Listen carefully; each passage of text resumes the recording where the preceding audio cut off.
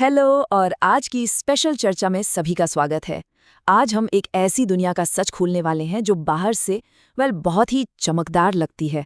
मेरा मतलब है कंटेंट क्रिएशन की दुनिया।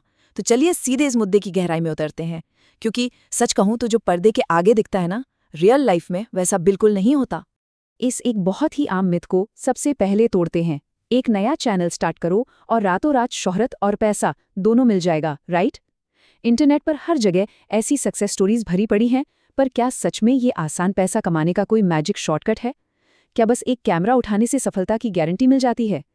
आज हम फिगर्स और फैक्ट्स के जरिए इस भ्रम को पूरी तरह से तोड़ने वाले हैं। अब इस आंकड़े को देखिए, सिर्फ 5%। ये इस डिजिटल दुनिया का सबसे कड़वा सच है। हर रोज अपलोड होने वाली हजारों वीडियोस में से सिर्फ और सिर्फ 5% वीडियोस ही एक्चुअली प्लेटफॉर्म पर रैंक कर पाती हैं। बाकी के 95% का क्या होता है? वो एक डिजिटल भीड़ में कहीं खो जाती हैं, हमेशा के लिए। सोचिए, रोज हजारों लोग नए सपने लेकर आते हैं, पर 100 में से 95 लोगों को बिना किसी विजिबिलिटी के वापस लौटना पड़ता है। माइंड ब्लोइंग है ना? खैर, विजिबिलिटी के बाद अब उस टॉपिक पर आते हैं जो सबसे ज्यादा गलत समझा जाता है, यानी पैसा। The truth about creator revenue. अक्सर लोगों को लगता है कि बस व्यूज आने शुरू हुए और बैंक अकाउंट भरने लगा। लेकिन एक आम क्रिएटर की आर्थिक सच्चाई एक्चुअली क्या है? चलिए इसे थोड़ा डिटेल में देखते हैं। यहाँ सबसे हैरान करने वाली बात सामने आती है, सिर्फ 50 रुपए। सीरियसली, सिर्फ 50। तथ्यों पर नजर डालें तो अगर बिना किसी ब्रांड स्पॉन्सर के एक क्रिएटर बहुत मेहनत से वीडियो बनाता है, तो एवरेज 1 आरपीएम यानी हर 1000 व्यूज पर होने वाली कमाई के हिसाब से 5000 व्यूज आने पर भी उसकी टोटल अर्निंग होती है बस 50 रुपए।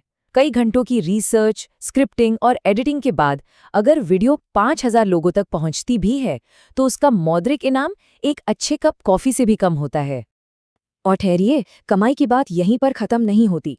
यहाँ रेवेन्यू स्प्लिट का गणित समझना बहुत जरूरी है। प्लेटफॉर्म रेवेन्यू का एक बहुत बड़ा हिस्सा, पूरे 45%, सीधे अपने पास रख लेता है। क्रिएटर के हाथ में आता है बचा हुआ 55%।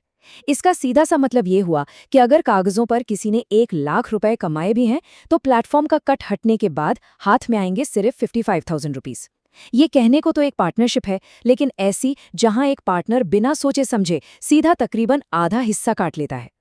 तो अगर इसको हम एक्चुअल नंबर्स में देखें तो उम्मीदों और सच्चाई में जमीन आसमान का फर्क दिखता है। 5000 व्यूज का मतलब हुआ सिर्फ 50 रुपए। मान लीजिए अगर कोई वीडियो अचानक वायरल हो जाती है और 1 लाख व्यूज क्रॉस कर लेती है, तब भी टोटल अर्निंग बनती है लगभग 2500 रुपए।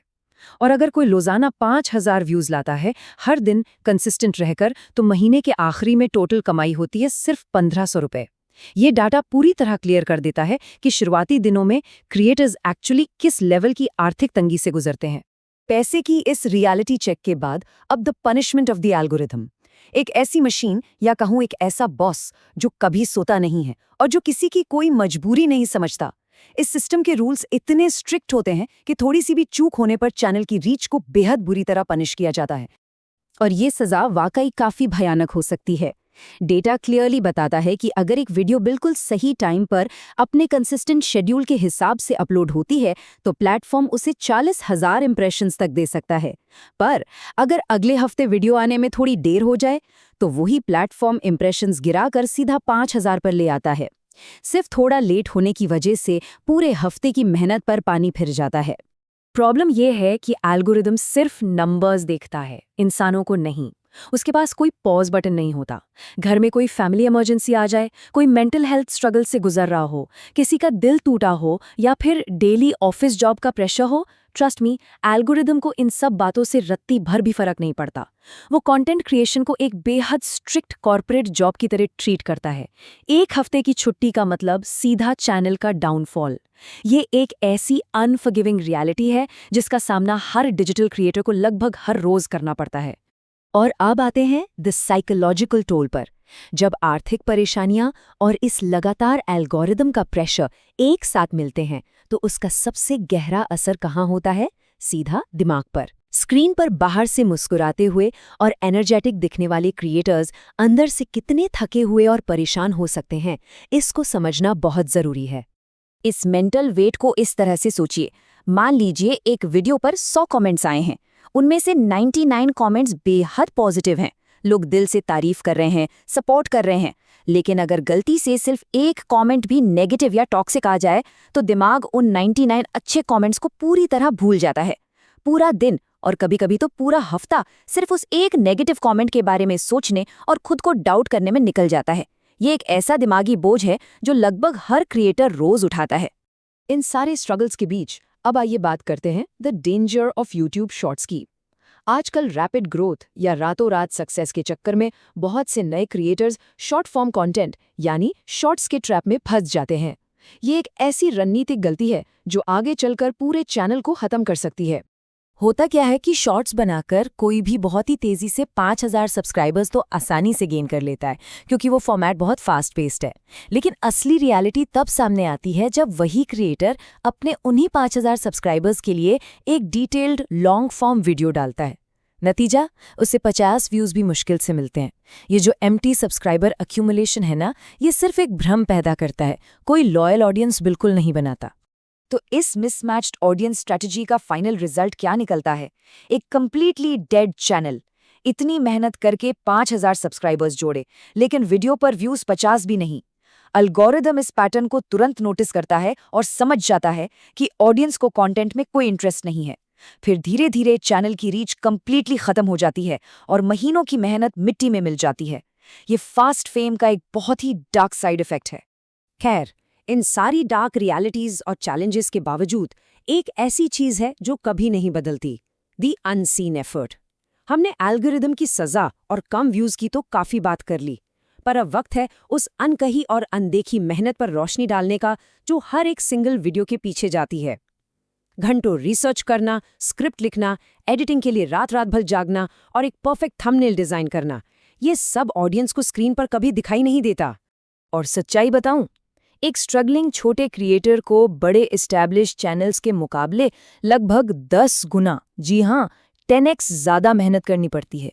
जिनके पास फैंसी रिसोर्सेज नहीं हैं, एडिटर्स की टीम नहीं है, उन्हें सब कुछ खुद ही सीखना और खुद ही करना पड़ता है। विजिबिलिटी ना होने के बाद भी रोज अपना 100% देना, ये 10x मेहनत सच में एक छोटे क्रिएटर की ताकत और उसके लगातार संघर्ष की असली कहानी बताती है। लेकिन इस हद तक की एग्जॉस्टिंग मेहनत के बाद ही the relief of the upload आता है। ये एक ऐसी फीलिंग है जो शायद ही किसी और प्रोफेशन में मिलती हो, जब हफ्तों की रिसर्च, स्क्रिप्टिंग और नींद खराब करने के बाद वीडियो फाइनली पब्लिश हो जाती है। ओहो, तो आज़ादी और सुकून का जो एहसास होता है ना, उसकी कोई कीमत नहीं लगा सकता। वो पल जिसमें लगता है कि बस अब मेरा काम हो गया, अंदर से गजब का कॉन्फिडेंस भर देता है। ये एक छोटा सा पल उस सारे दर्द पर भारी पड़ जाता है। इसलिए इस पूरे विश्लेषण को ध्यान में रखते हुए अब हमें चेजिंग एक्सीलेंस ओवर सक्सेस पर फोकस करना होगा। अब वक्त आ गया है अपना नजरिया बदलने का। इन तथ्यों से हमें एक बड़ा ही प्रेरक संदेश मिलता है कि एल्गोरिदम के नंबर्स और सिर्फ पैसे के पीछे भागना अब छोड़ना ही होगा। माइंडसेट को शिफ्ट करना जरूरी है। इंस्टेंट फेम के भ्रम से बाहर निकलकर अपने स्किल्स को बेहतर करने और खुद को सच में काबिल बनने पर फोकस करना चाहिए। और इस गहरी बात को एकदम सटीक तरीके से समझाने के लिए यहाँ 3 इडियट्स मूवी का ये बहुत ही शानदार और पॉपुलर उदाहरण बिल्कुल परफेक्टली फिट बैठता है। कामयाब होने के लिए नहीं, काबिल होने के लिए पढ़ो। सक्सेस के पीछे मत भागो, एक्सेलेंस का पीछा करो। सक्सेस झक मार के तुम्हारे पीछे आएगी। ये पावर पैक्ट विचार बहुत ही खूबसूरती से इस पूरी इंडस्ट्री में लॉन्ग टर्म मास्टरी और दृढ़ता की अहमियत को समझाता है। असली क्षमता और आपकी स्किल ही आखिर में आपके काम आती है। तो अब इस पूरे सफर और सच्चाई को समझने के बाद एक सबसे बड़ा सवाल यहाँ सामने आता है, क्या नए आने वाले लोग बस इस झूठी सफलता के भ्रम, इन नंबर्स और एल्गोरिदम की दौड़ में फंसे रहेंगे, या फिर मेहनत करके खुद को वक्त देकर एक काबिल इंसान बनने के लंबे और बेहतर सफर पे निकलना पसंद करेंगे? ये फैसला पूरी तरह से सोच समझकर लिया जाना चाहिए। आज के इस डीप डाइव में मेरे साथ जुड़ने के लिए बहुत बहुत शुक्रिया, और मैं चाहूंगी कि इस मुद्दे पर एक बार ठंडे दिमाग से जरूर विचार किया जाए।